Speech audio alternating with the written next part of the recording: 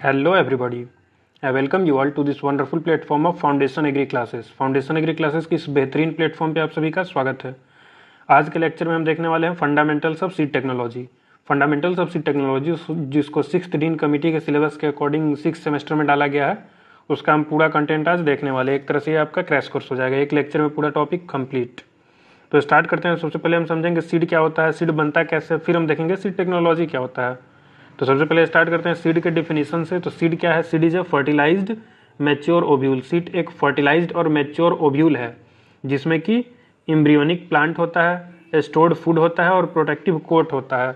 Embryonic plant मतलब जो नया डेवलपिंग प्लांट है, जो नया प्लांट डेवलप हो रहा है, उसको हम बोलते हैं एम्ब्रियोनिक प्लांट। स्टोर्ड फूड यानी कि स्टोर्ड फूड जो न्यूट्रिएंट प्रोवाइड करता है प्लांट को ड्यूरिंग अर्ली ग्रोथ के टाइम पे, वो जो न्यूट्रिएंट प्रोवाइड किया जाता है उसी को हम स्टोर्ड फूड बोलते हैं। और प्रोटेक्टिव कोट को हम अदर वर्ड्स में क्या बोल सकते हैं? Seed coat. ये क्या करता है? प्रोटेक्ट करता है सीड को किसी भी इंजरी से। तो ये तो हमने देख लिया कि सीड होता क्या है। एक फर्टिलाइज्ड मैच्योर ओव्यूल है जिसमें कि एम्ब्रियोनिक प्लांट होता है, स्टोर्ड फूड होता है और प्रोटेक्टिव कोट होता है। उसके बाद हम देखते हैं सीड का डेवलपमेंट कैसे होता है। तो सीड के डेवलपमेंट के 5 प्रोसेस दिए गए हैं। सबसे पहले तो है पॉलिनेशन होता है, फिर फर्टिलाइजेशन होता है, फिर फर्टिलाइज्ड ओव्यूल का डेवलपमेंट होता है, फिर एक्युमुलेशन होता है रिजर्व फूड का, और फिर मॉइस्चर का लॉस हो जाता है जब सीड मैच्योर होता है। एक एक पॉइंट को हम आगे डिटेल में देखेंगे, यहाँ थोड़ा थोड़ा ब्रीफ में देख लेते हैं। पॉलिनेशन क्या हो गया? ये एक सिंपल प्रोसेस है जिसमें क्या होता है? ट्रांसफर होता है, ट्रांसफर ऑफ पॉलन। कहाँ से कहाँ तक? From anther to stigma. Anther पे पॉलन बनता है और स्टिग्मा तक वो ट्रांसफर होता है। फिर स्टिग्मा से वो स्टाइल में जाता है, स्टाइल के थ्रू ओवरी में जाता है, ओवरी से कहाँ? ओव्यूल में, और फिर वहाँ फर्टिलाइजेशन होता है। एक्चुअली एक डायग्राम से ये ज़्यादा अच्छे से समझ में आएगा। हम एक डायग्राम ऐड कर लेते हैं यहाँ पे। ये आ गया डायग्राम। ये देखिए, ये जो मेल रिप्रोडक्टिव पार्ट है जिसे हम क्या बोलते हैं? एंथर। ये एंथर हो गया। एंथर में ये पॉलन होता है, इसी को बोलते हैं पॉलन। और यहाँ हनी भी जो है वो पॉलिनेटर का काम कर रहा है, यानी कि पॉलिनेशन करवा रहा है। तो ये तीनों चीज़ आपने देख लिया। तो ये यहाँ से हनी भी आया और इसके पैर वैर में, यहाँ नेक्टर सक करने आता है तो उसके पैर वैर में पॉलेंस चिपक जाते हैं, और फिर इसी को हम बोलते हैं क्या? Stigma. Transfer of pollen from anther to stigma. ये स्टिग्मा पे आया, उसके नीचे वाला ये पोर्शन कहलाता है स्टाइल। स्टाइल के थ्रू होते हुए पॉलन कहाँ पे आता है? ओव्यूल में फाइनली आता है, और इसी ओव्यूल में क्या होता है? फर्टिलाइजेशन होता है। अब अगला टॉपिक अपना फर्टिलाइजेशन है, उसको थोड़ा सा देख लेते हैं। देखो यहाँ फर्टिलाइजेशन होता है, उसके बाद तो फर्टिलाइजेशन क्या है? फर्टिलाइजेशन है fusion of male and female gametes. यानी कि एंथर मेल गैमिट्स को क्या बोलते हैं? हम पॉलन बोलते हैं, और फीमेल गैमिट्स को क्या बोलते हैं? ओव्यूल या फिर एग सेल। स्पेसिफिक कब बोले तो एग सेल। तो पॉलन और एग सेल का फ्यूजन होता है, पॉलन न्यूक्लियस का और एग सेल का, उसी को हम बोल देते हैं फर्टिलाइजेशन। उसके बाद क्या होता है? फर्टिलाइज्ड ओव्यूल बनता है। फर्टिलाइजेशन होने के बाद क्या बनेगा? Fertilised ovule. कैसे बनता है? सेल डिवीजन से। उसके बाद उस फर्टिलाइज्ड ओव्यूल में एक्युमुलेशन होता है रिजर्व फूड का। किसका एक्युमुलेशन होता है? रिजर्व फूड का एक्युमुलेशन होता है। और उसके बाद जो स्ट्रक्चर बन के तैयार होता है उसमें से मॉइस्चर कंटेंट का लॉस हो जाता है। अलग अलग आपको याद भी करना है कि किसमें कितना मॉइस्चर कंटेंट होता है मैच्योरिटी पे। तो मॉइस्चर कंटेंट का लॉस होने के बाद क्या हो जाता है? मैच्योर सीड बन जाता है। अब हम स्टार्ट करते हैं अपना पॉलिनेशन वाले टॉपिक से। तो ये पॉलिनेशन जो डिफिनेशन तो हमने देख लिया कि क्या होता है। पॉलिनेशन 2 टाइप्स का होता है। पहला है सेल्फ पॉलिनेशन और दूसरा है क्रॉस पॉलिनेशन। एक और तीसरा टाइप होता है, वो भी हम देख लेते हैं, ऑफन क्रॉस पॉलिनेशन। ठीक है, स्टार्ट करते हैं हम सेल्फ पॉलिनेशन से। सेल्फ पॉलिनेशन को हम दूसरे नाम से जानते हैं जिसे हम बोलते हैं ऑटोगैमी। ये नाम बहुत ही इंपॉर्टेंट है। सेल्फ पॉलिनेशन को क्या बोलते हैं? ऑटोगैमी। और क्रॉस पॉलिनेशन को क्या बोलते हैं? एलोगैमी। तो अब देखिए सेल्फ पॉलिनेशन क्या होता है। पॉलन जो है ट्रांसफर होता है stigma of the same flower. Pollen किस पे ट्रांसफर होता है? Stigma of same flower. Pollination में पॉलन होता है क्या? एंथर से स्टिग्मा पे ट्रांसफर होता है। तो अगर वो स्टिग्मा सेम फ्लावर का होगा तो उसको हम बोलते हैं सेल्फ पॉलिनेशन। और अगर वो stigma transfer to the stigma of different flower, वो स्टिग्मा अगर अलग फ्लावर का होगा, मतलब पॉलन किसी और प्लांट का होगा और स्टिग्मा जो होगा वो किसी और प्लांट का होगा, तो उसको हम बोल देते हैं क्रॉस पॉलिनेशन। और ये ऑफन क्रॉस पॉलिनेटेड प्लांट्स होती है, पॉलिनेशन का टाइप नहीं है। इसको हम लास्ट आगे देखते हैं, आगे आ गया ये अपना। उसके बाद हम देख लेते हैं डिसमिनेशन ऑफ पॉलन ग्रेन्स, यानी कि पॉलन ग्रेन्स का जो पॉलिनेशन का प्रोसेस है वो कैसे कैसे होता है। ये कुछ इंपॉर्टेंट एग्जांपल्स है जो आपको याद ही रखने हैं, इसमें कुछ भी छोड़ने वाला नहीं है। जैसे हमने इमेज में देखा था कि हनी बी पॉलिनेटर का काम कर रही थी, तो वहीं अगर हनी बी की जगह पे विंड रहे पॉलिनेटर का काम कर रहा हो तो उसको हम बोल देंगे एनिमोफिली। अगर वाटर से पॉलिनेशन हो रहा है तो उसको हम क्या बोल देंगे, हाइड्रोफिली बोल देंगे। वहीं अगर पॉलिनेशन इंसेक्ट से, जैसे हमने देखा हनी बी, तो अगर इंसेक्ट से पॉलिनेशन हो रहा है तो उसको बोल देते हैं इंटेमोफिली। अगर अपना पॉलिनेशन बर्ड से हो रहा है तो उसको हम बोल देते हैं ornithophily. Pollination by bird is called ornithophily. अगर पॉलिनेशन स्नेल्स से हो रहा है तो उसको हम बोल देते हैं malacophily. Pollination by snails is called malacophily. और अगर वास्प, एक एग्जाम्पल की अगर बात करें हम तो फिग जैसे की, तो अगर वास्प से पॉलिनेशन हो रहा है तो उसको हम बोलते हैं waspophily. Pollination by wasp is called waspophily. ये सारे नाम आपको याद रखने हैं। अगर फ्लाइज से पॉलिनेशन हो रहा है तो उसको हम बोलते हैं मायोफिली। और pollination by bats is called chiropterophily. Example आप एक याद रखेंगे इसका, जैसे फ्लाइज का मायोफिली और बैट्स का चिरैप्टेरोफिली। आगे हम अपने सेकंड पॉइंट पे आ जाते हैं। फर्स्ट पॉइंट हमने अपना डिस्कस कर लिया, फर्स्ट क्या था, पॉलिनेशन। सेकंड पॉइंट क्या है, फर्टिलाइजेशन। तो फर्टिलाइजेशन क्या होता है, डिफिनेशन तो हम ऑलरेडी देख चुके हैं कि fusion of male and female gametes is called fertilisation. तो अब देखते हैं डिटेल में फर्टिलाइजेशन होता कैसा है और उसके क्या क्या टाइप्स होते हैं, सब डिटेल में देख लेते हैं। अभी फर्टिलाइजेशन खत्म। सबसे पहले हमने स्टार्ट किया था तो कहाँ से, एंथर। एंथर में क्या था, पॉलन था। पॉलन कहाँ पे गया, स्टिग्मा पे गया। पॉलन कहाँ गया, स्टिग्मा। स्टिग्मा से कहाँ गया, स्टाइल। स्टाइल से कहाँ गया, ओवरी। ओवरी के अंदर क्या था, ओव्यूल। और इसी ओव्यूल का ये इमेज है। हम ओव्यूल को एक बार डिटेल में बना के देख लेते हैं। ये देखिए ओव्यूल का इमेज हम बना रहे हैं। तो ओव्यूल में ये सबसे इधर क्या होते हैं, सिनर्जिड्स, एग सेल। देखिए ध्यान से, ये दोनों जो साइड में है सब में न्यूक्लियस रहता है, इनको बोलते हैं सिनर्जिड्स।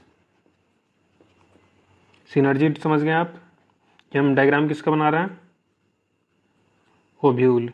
ओव्यूल के हम यहाँ पे क्या बोल रहे हैं, एम्ब्रियो सैक।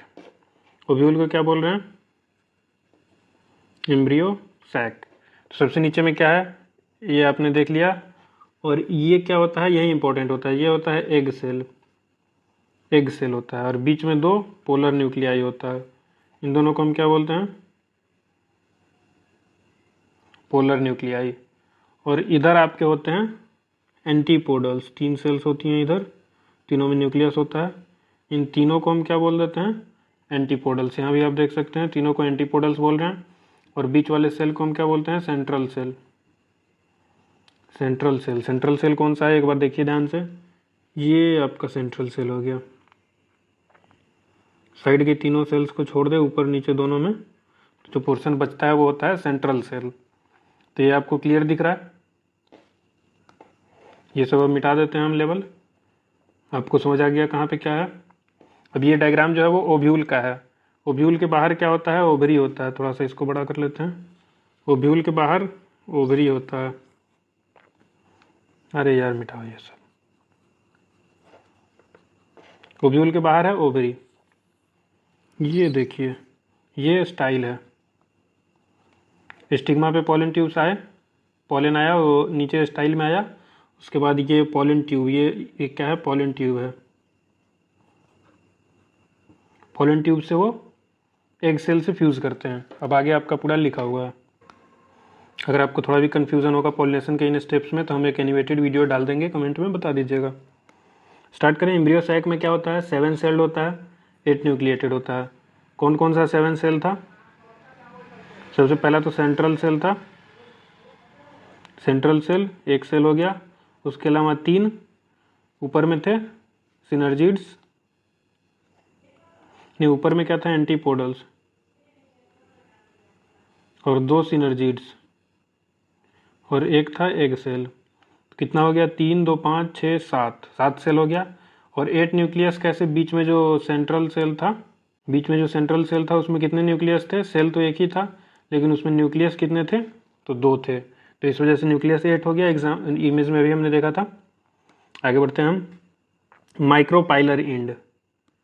डायग्राम में जो हमने नीचे वाला पोर्शन देखा था, इधर वाला जो पोर्शन था जिधर एग सेल था, वो वाला एंड क्या होता है? Micropylar and. यहाँ भी क्लियर लिखा हुआ है, देखिए जैसे माइक्रोपाइलर एंड में क्या होता है, एक एग सेल होता है और 2 सिनर्जिड्स होते हैं। आपको डायग्राम याद आ रहा होगा अब।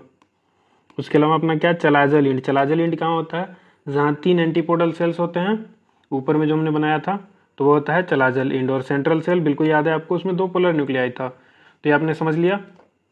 हमने और ज़्यादा आपको बता दिया था, आपको याद क्या रखना है वो एकदम सिंपल है, ध्यान से देखिए। याद आपको क्या रखना है कि एम्ब्रियो सैक जो होता है उसमें 7 सेल होता है और 8 न्यूक्लियस होता है। कौन कौन सा होता है इमेज में हमने आपको बता दिया। माइक्रोपाइलर एंड क्या होता है? जहाँ पे एक एग सेल और 2 सिनर्जिड्स होते हैं, वो हो गया माइक्रोपाइलर एंड। चलाजल एंड क्या होता है? जहाँ पे 3 एंटीपोडल्स होते हैं, उसको चलाजल एंड बोलते हैं। सेंट्रल सेल में 2 पोलर न्यूक्लियाई होते हैं। आगे हम देखते हैं डबल फर्टिलाइजेशन। प्लांट्स में जनरली एंजियोस्पर्म्स में डबल फर्टिलाइजेशन होता है। तो ये मेल का पॉलन आ रहा है, मेल का पॉलन आ रहा है और नीचे में क्या है? Egg cell. यहाँ हमने बनाया था एग सेल, तो इन दोनों का फ्यूजन हो जाता है। क्लियर लिखा हुआ है, 1 mail nucleus fuse with egg nucleus, यानी एग सेल से, तो उसको क्या बोलते हैं?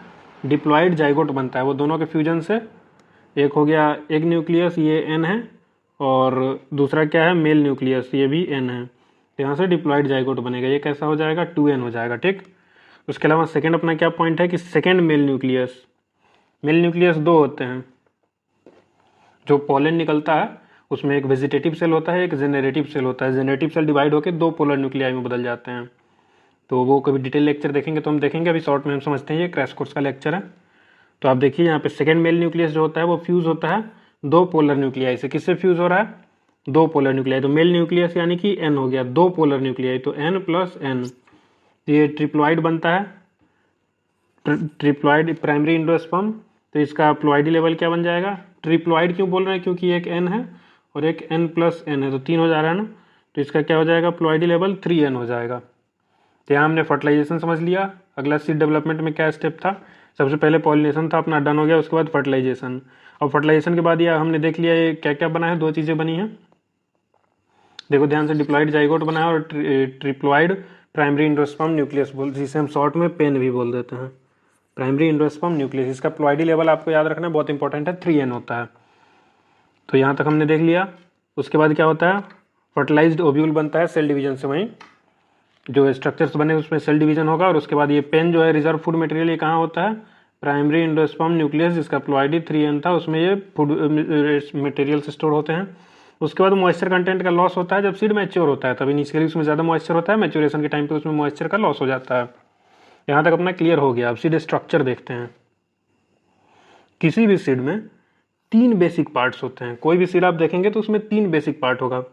सबसे पहला तो होगा एम्ब्रियो, दूसरा है इंडोस्पर्म जिसे हम कॉटिलेडन्स भी बोल देते हैं, और तीसरा है सीड कोट। तो 3 बेसिक स्ट्रक्चर कौन कौन सा है? एम्ब्रियो है, इंडोस्पर्म है और सीड कोट है। एम्ब्रियो जो होता है वो इमैच्योर प्लांट को हम क्या बोलते हैं? एम्ब्रियो बोलते हैं। एम्ब्रियो जो है वो इमैच्योर प्लांट होता है। एम्ब्रियो क्या होता है? इमैच्योर प्लांट होता है। इंडोस्पर्म या फिर कॉटिलेडन जो है ये प्रोवाइड करता है न्यूट्रिएंट्स। क्या प्रोवाइड करता है? न्यूट्रिएंट्स। किसको प्रोवाइड करता है न्यूट्रिएंट्स? एम्ब्रियो को, यानी कि इमैच्योर प्लांट को।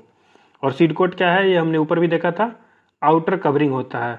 कैसा आउटर कवरिंग होता है? प्रोटेक्टिव होता है, यानी कि इसका काम क्या होता है? प्रोटेक्शन प्रोवाइड करना। तो सीड के 3 बेसिक पार्ट्स क्या हैं? एम्ब्रियो, इंडोस्पर्म और सीड कोट। सीड में और भी बहुत सारी चीज़ें होती हैं, वो हम देख लेते हैं जो भी इंपॉर्टेंट है। इसके अलावा भी कुछ कुछ होती हैं, बट वो आपके लिए उतनी इंपॉर्टेंट नहीं है। सबसे पहला है रेडिकल। रेडिकल हम किसको बोलते हैं? एम्ब्रियोनिक रूट, यानी कि जो इमेच्योर प्लांट है उसके रूट को क्या बोलते हैं? रेडिकल। और उस एम्ब्रियोनिक प्लांट के सूट को क्या बोलते हैं? प्लीम्यूल बोलते हैं। रूट को रेडिकल बोलते हैं, सूट को प्लीम्यूल बोलते हैं। अगला है अपना इपीकोटाइल। इपीकोटाइल क्या होता है? वह पार्ट होता है स्टेम का जो कि ऊपर होता है कॉटिलेडॉन्स से। कॉटिलेडॉन्स से ऊपर वाले पार्ट को क्या बोलते हैं? इपीकोटाइल। इपी मतलब ऊपर, किसके ऊपर? कॉटिलेडॉन्स के ऊपर। अगला होता है हाइपोकोटाइल, वह पार्ट स्टेम का, यह भी स्टेम का ही पार्ट था, जो कि बिलो होता है कॉटिलेडॉन्स के। हाइपो मतलब नीचे। हाइपोकोटाइल क्या होता है? स्टेम का वह पार्ट जो कॉटिलेडॉन के नीचे है वो हाइपोकोटाइल हो जाता है। स्टेम का वह पार्ट जो कॉटिलेडॉन के ऊपर है वो इपीकोटाइल हो जाता है। वो आपको सारी चीज़ें समझ आ रही होंगी। अगला अपना हाइलम, एक स्कार होता है, यानी कि एक धब्बा होता है। Scar marking where the seed was attached to the seed stalk, यानी कि सीड जो अपने स्टॉक से अटैच होता है उसी पॉइंट को हम हाइलम बोलते हैं। एक थोड़ा सा गड्ढा टाइप में आपको दिखेगा, कोई भी सीड आप उठाइएगा तो। माइक्रोपाइल, माइक्रोपाइल क्या होता है? ओपनिंग ऑफ पॉलन ट्यूब, जहाँ से मेल पॉलन का एंट्री होता है, जहाँ से एंट्री होता है पॉलन का। अभी अभी हमने समझा था माइक्रोपाइलर इंड कहाँ है और चलाइजल इंड कहाँ है। माइक्रोपाइलर इंड पे क्या होता है? 2 सिनर्जिड्स और एक एग सेल होता है, उसी एग सेल में आके फ्यूजन होता है। तो वही माइक्रोपाइल वह पोर्शन है जहाँ पे ओपनिंग होता है। किसके लिए ओपनिंग होता है? फॉर पॉलन ट्यूब के एंट्री के लिए। पॉलन ट्यूब के एंट्री के लिए ओपनिंग जो होता है उसी को बोलते हैं हम माइक्रोपाइल। अगला अपना पेरिकार्प। पेरिकार्प किसको बोलते हैं? ओवरी के वाल को। किसको बोलते हैं? ओवरी के वाल को। और जिसका टेक्सचर अलग अलग सीड्स के लिए अलग अलग होता है। जैसे अगर हम मेज की बात करें तो उसमें पेरिकार्प जो है वो थिन होता है और फ्यूज्ड होता है सीड कोट से। किससे फ्यूज्ड होता है? सीड कोट से। अगर हम बेरी की बात करें तो उसमें जो पेरिकार्प है वो फ्लेसी होता है। अगर हम लेग्यूमिनस पॉट्स की बात करें तो उसमें जो पेरिकार्प होता है वो हार्ड एंड ड्राई होता है, सीड कोट से फ्यूज नहीं होता। जैसे मटर का ही आप देख लीजिए, तो आउटर कवरिंग जो होती है उसी को बोलते हैं पेरिकार्प, वो हार्ड और ड्राई होता है। यहाँ तक तो हम समझ लिए। अब अपना नया टॉपिक स्टार्ट हो रहा है, इम्ब्रियो। इम्ब्रियो क्या होता है? इम्ब्रियो जो है वो इमेच्योर प्लांट होता है। 2-3 बार हम डिस्कस कर चुके हैं हालांकि ऑलरेडी।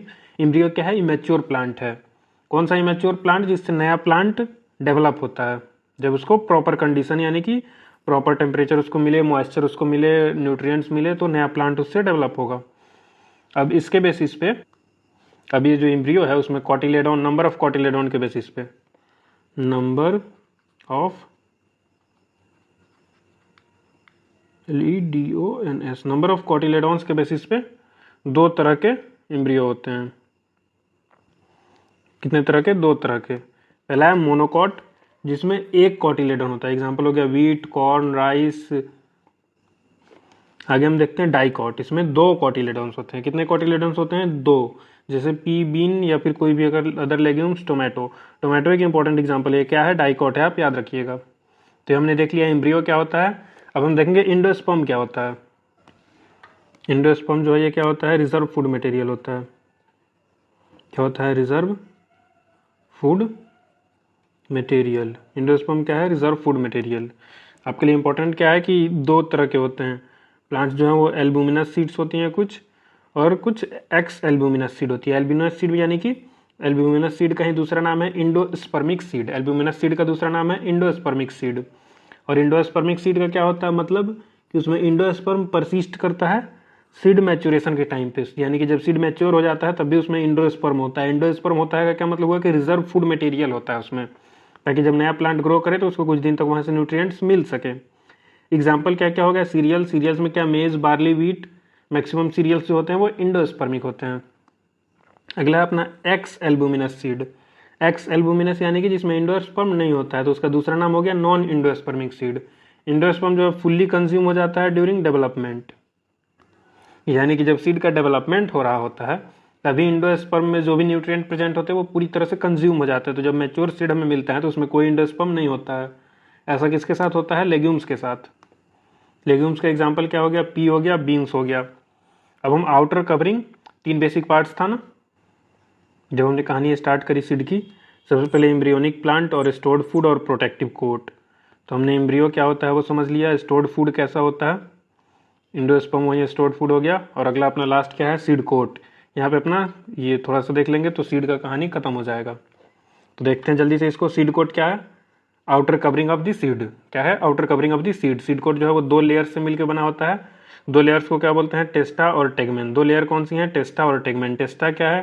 टेस्टा जो है आउटर प्रोटेक्टिव लेयर है। टेस्टा क्या है? आउटर प्रोटेक्टिव लेयर है। और टेगमेन क्या है? इनर प्रोटेक्टिव लेयर है। देखो सीड कोट जो है वो डेवलप कहाँ से होता है? डेवलप होता है ओव्यूल्स इन टेगमेंट से। ये इंपॉर्टेंट पॉइंट है, आपको याद रखना है। सीड कोट डेवलप कहाँ से होता है? ओव्यूल्स इन टेगमेंट से। सीड कोट कहाँ से डेवलप होता है? ओव्यूल के इन टेगमेंट से। और क्या काम करता है? प्रोटेक्ट करता है एम्ब्रियो को किसी भी तरह के डैमेज, फिजिकल डैमेज से और ड्राइंग आउट होने से भी बचाता है सीड कोट। अब देखो types of seed coat. Seed coat कितने तरह के होते हैं? सबसे पहला है यूनिटेगमिक ओव्यूल। यूनिटेगमिक ओव्यूल यानी कि वैसा ओव्यूल जिसमें एक इंटेगमेंट होता है, उसको क्या बोलते हैं? यूनिटेगमिक ओव्यूल। इंटेगमेंट वहीं कवरिंग को बोलते हैं।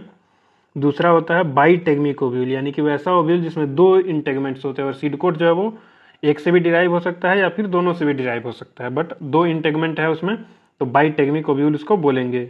अब सीड में कुछ अपेंडेजेज, अपेंडेज यानी कि आउटर ग्रोथ। अपेंडेज का क्या मतलब होता है? कलर चेंज कर लेते हैं। अपेंडिज का मतलब होता है outer growth, outer growth. Appendages का मतलब होता है आउटर ग्रोथ। तो सबसे पहले ऑन्स होते हैं। ऑन्स किस में पाए जाते हैं? वो पैडी में पाए जाते हैं। आप लोग इन चारों का नाम नेट पे डाल के और इसका इमेज देखिएगा, इमेज देखते ही याद हो जाएगा।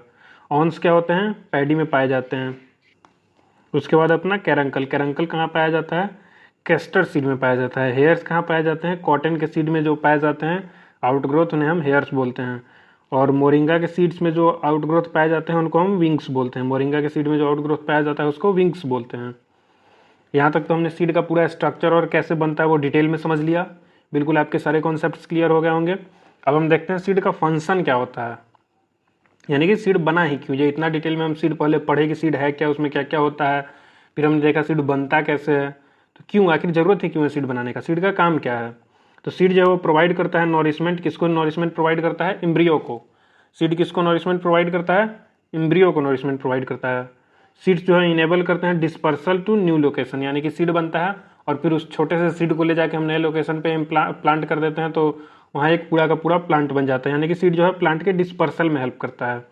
सीड्स फैसिलिटेट करते हैं डोरमेंसी में ड्यूरिंग अनफेवरेबल कंडीशन, यानी कि जब अनफेवरेबल कंडीशन आता है, प्लांट सूख जाता है, बट उसका सीड जो कि आउटर या टेस्टा से सराउंडेड होता है, ओवरऑल सीड कोट से सराउंडेड होता है। सीड कोट के दो लेयर्स हैं, टेस्टा और टेगमेन, जिसमें से आउटर लेयर जो है टेस्टा जो कि बहुत हार्ड होता है, मेनली वो प्रोटेक्शन प्रोवाइड करता है।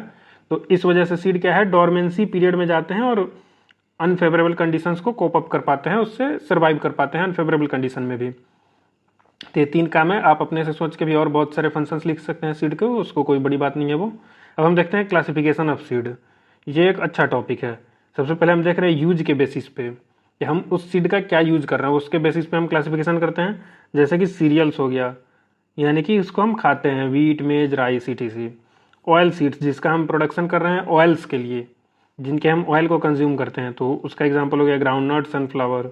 यूज यहाँ देख रहे हैं ना, तो पल्सेस जिसे हम दाल के रूप में यूज करते हैं, तो उसके एग्जांपल हो गया पीस, बीन्स, उर्द, मूंग, बहुत सारे हो गए। फाइबर क्रॉप्स, ऐसे सीड जिसका हम यूज फाइबर के लिए, जैसे कॉटन हो गया, जूट हो गया। ग्रीन मैन्योरिंग क्रॉप्स, ऐसे बेस्ड ऑन हम सीड का क्लासिफिकेशन देख रहे हैं, ऐसे सीड जिसको हम ग्रीन मैन्योर क्रॉप के रूप में यूज करते हैं, तो वो इन्हेंस कर देता है सॉइल की फर्टिलिटी को, यानी कि फील्ड में उसको ग्रो करते हैं, उससे कुछ हार्वेस्ट नहीं लेने के लिए, बल्कि उसको वहीं पे डिकम्पोज करा के और सॉइल की फर्टिलिटी को इंप्रूव करने के लिए, तो वो होते हैं ग्रीन मैन्योर क्रॉप्स या फिर ग्रीन मैन्योर सीड्स। ऐसे सीड्स जिनको हम वेजिटेबल पर्पस के लिए यूज करते हैं, जैसे टोमेटो हो गया, कुकुम्बर हो गया, वो वेजिटेबल के रूप में होते हैं। कुछ मेडिसिनल प्लांट्स के रूप में भी यूज किए जाते हैं, जैसे कि हर्ब्स, और कुछ प्लांट्स जो कि यूज किए जाते हैं मेडिसिनल पर्पसेस के लिए। अब देखते हैं कॉटिलेडन्स के बेसिस पे। हम ऑलरेडी देख चुके हैं एक बार ऊपर में, फिर भी देख रहे हैं क्लासिफिकेशन, तो इसको भी देख लेते हैं। कॉटिलेडन्स क्या होता है? सबसे पहले तो अब नहीं बता रहे हैं, हम 2-3 बार बता चुके हैं कॉटिलेडन क्या होता है। कॉटिलेडन के बेसिस पे सीड 2 तरह के होते हैं, मोनोकॉट और डाइकॉट। जिसमें एक कॉटिलेडन है उसको मोनोकॉट बोलेंगे, जिसमें 2 कॉटिलेडन है उसको डाइकॉट बोलेंगे। मोनोकॉट का एग्जाम्पल वीट और मेज, आपको और भी एग्जाम्पल से याद रखना है इसमें। डाइकॉट का एग्जाम्पल हो गया बीन और पी। जैसे मोनोकॉट में आ जाते हैं सारे सीरियल्स, डाइकॉट्स में आ जाते हैं सारे पल्सेस। हम देखते हैं based on endosperm. Again endosperm क्या होता है ये हमने समझा दिया है। तो एक होता है इंडोस्पर्मिक सीड, इसका दूसरा नाम भी हमने ऊपर में बताया था। एक होता है नॉन इंडोस्पर्मिक सीड, इसका भी दूसरा नाम ऊपर में भी बताया था। तो इंडोस्पर्मिक सीड क्या है? ऐसा सीड जिसमें इंडोस्पर्म प्रेजेंट होता है, जैसे सीरियल्स और कैस्टर्स में इंडोस्पर्म प्रेजेंट होता है। और नॉन इंडोस्पर्मिक सीड क्या हो गया? ऐसा सीड जिसमें इंडोस्पर्म प्रेजेंट नहीं होता, जैसे लेग्यूम्स हो गए। अब हम देखते हैं जर्मिनेशन की तरह से 3 तरह का होता है। सबसे पहला तो हाइपोजियल जर्मिनेशन, दूसरा है इपीजियल जर्मिनेशन, तीसरा है हाइपो इपीजियल, यानी दोनों के बीच का कहीं ना कहीं। तो ऐसा जर्मिनेशन जिसमें कॉटिलेडन्स जो है वो बिलो द सॉइल रहते हैं। कॉटिलेडन्स कहाँ रहते हैं? सॉइल के नीचे रहते हैं, जैसे कि मेज और ग्राउंडनट हो गया हाइपोजियल जर्मिनेशन का एग्जाम्पल। हम फिर से आपको याद दिला दी, एक क्रैश कोर्स है तो हम कोशिश कर रहे हैं सारे पॉइंट्स को जल्दी जल्दी कवर करने का। अगर आपको डिटेल में समझना है तो आप इंतजार करिए, कुछ 1-2 मंथ बाद इसमें डिटेल लेक्चर भी हम डालेंगे सीड टेक्नोलॉजी का। दूसरा है इपीजियल जर्मिनेशन। इपीजियल जर्मिनेशन क्या होता है? इसमें कॉटिलेडन्स सॉइल के ऊपर आ जाते हैं। कॉटिलेडन्स कहाँ आ जाते हैं? सॉइल के ऊपर आ जाते हैं। आपके लिए एग्जाम्पल्स इंपॉर्टेंट है, जैसे हाइपोजियल में मेज और ग्राउंडनट है, इपीजियल में बीज एंड सनफ्लावर है। हाइपोजियल मतलब नाम से ही पता चल रहा है यार, हाइपो मतलब बिलो, बिलो दी सॉइल, तो वो हाइपोजियल जर्मिनेशन हो गया। बिलो दी सॉइल क्या है? कॉटिलेडन्स। कॉटिलेडन्स कहाँ है? सॉइल के नीचे है तो हाइपोजियल हो गया। कॉटिलेडन्स सॉइल के ऊपर आ गया तो वो इपीजियल हो गया। एग्जाम्पल आप याद रखिएगा, हाइपोजियल में मेज एंड ग्राउंडनट है, इपीजियल का एग्जाम्पल बीज और बीन्स एंड सनफ्लावर है। हाइपो इपीजियल जर्मिनेशन, ये ध्यान से देखिएगा one cotyledon remain below the soil, एक कॉटिलेडोन तो जमीन के नीचे रहेगा, एंड अदर कॉटिलेडोन जो होता है वो इमर्जेस अबव द सॉइल, एक कॉटिलेडोन जमीन के नीचे और एक कॉटिलेडोन जमीन के ऊपर, यानी दोनों आधा आधा डिवाइड कर लिया है। तो इसको हम क्या बोलते हैं, हाइपोइपीजियल। और एग्जाम्पल इसका बहुत इंपॉर्टेंट हो जाता है। एग्जाम्पल क्या है, पेपेरोमिया पेरुवियन, साइंटिफिक नेम ही हमने लिख दिया है और वही पूछा जाता है जनरल एग्जाम में, तो आप ये याद रखेंगे, पेपेरोमिया पेरुवियस। ठीक है, अब हम स्टार्ट करते हैं। हमने सीड क्या होता है वो देख लिया, सीड को कितने टाइप्स होते हैं वो देख लिए। अब हम स्टार्ट करते हैं अपना मेन क्या, सीड टेक्नोलॉजी। सीड टेक्नोलॉजी, सबसे पहले सीड टेक्नोलॉजी का डिफिनीशन देखो। सीड टेक्नोलॉजी एक साइंस है जो कि डील करता है production, processing, testing, storage and marketing of seed. फिर से देखिए, सीड टेक्नोलॉजी डील करता है प्रोडक्शन, यानी कि कैसे प्रोडक्शन हो रहा है, हमने अभी देख लिया कि सीड को कैसे प्रोड्यूस किया जाता है। प्रोसेसिंग, जो कि हम अभी आगे देखेंगे सीड में क्या क्या प्रोसेसिंग होती है। टेस्टिंग, जैसे जर्मिनेशन टेस्ट हो गया, वाइबिलिटी टेस्ट हो गया। स्टोरेज, यानी कितना मॉइस्चर पे हम उसको स्टोर करेंगे, कितना टेम्परेचर पे स्टोर करेंगे, कौन सा सीड कितना दिन तक स्टोर होता है, उसके बेसिस पे दो सीड होते हैं, ऑर्थोडॉक्स और रिकैल्सिटेंट, हम देखेंगे आगे। और मार्केटिंग, यानी कि सीड की मार्केटिंग किस तरह से हो रही है, कि वो सीड के रूप में बेचा जा रहा है, ग्रेन्स के रूप में बेचा जा रहा है। तो ये सारे फैक्टर्स को कंसीडर करके हम एक साथ कहाँ पढ़ते हैं, सीड टेक्नोलॉजी में। सीड टेक्नोलॉजी में तो डिफिनेशन एक बार ध्यान से देख लीजिए। The science that deals with the production, processing, testing, storage and marketing of seeds. Hope आपको डिफिनेशन याद हो गया होगा। अब ये कुछ VVI पॉइंट्स होते हैं, एकदम VVI, बिल्कुल मिस नहीं करना है। फादर कौन है सीड टेक्नोलॉजी के, डॉक्टर रॉब फ्रेले। फादर कौन है सीड टेक्नोलॉजी के, डॉक्टर रॉब फ्रेले। फादर कौन है सीड टेस्टिंग के, वहाँ सीड टेक्नोलॉजी था, यहाँ क्या है, सीड टेस्टिंग है। तो सीड टेस्टिंग के फादर कौन है, फ्रेडरिक नोबे। सीड टेस्टिंग के फादर कौन है, फ्रेडरिक नोबे। सीड पैथोलॉजी, उसके फादर कौन है, पॉल नीरगार्ड। कौन है, पॉल नीरगार्ड। यहाँ बायोटेक्नोलॉजी के फादर जो पॉल बर्ग है, उनसे कंफ्यूज नहीं होना है। सीड पैथोलॉजी के फादर है पॉल नीरगार्ड।